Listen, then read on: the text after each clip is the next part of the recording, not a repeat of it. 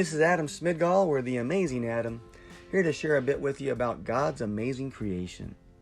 What you see before you is a Cicada Killer Wasp. Found this one in my parents' front yard in Illinois just a couple years ago.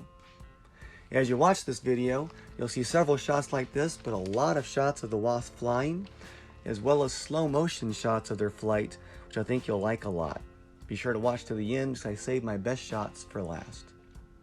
For now, a bit more about the Cicada Killer Wasp.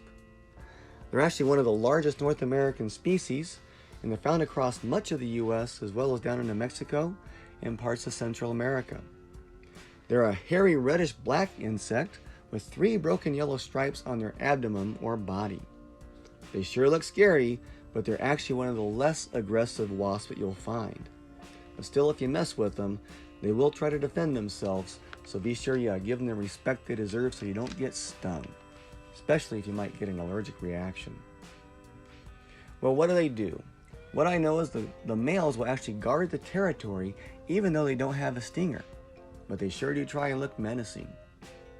The females, however, they do have a stinger. They're only one of the 2, and with that stinger they'll actually fly up into the air, catch cicada in the air, and then they'll sting them as they fly, bring them back to the ground, and drag them into their burrow, where they'll lay an egg upon them so that their larva has food as it grows.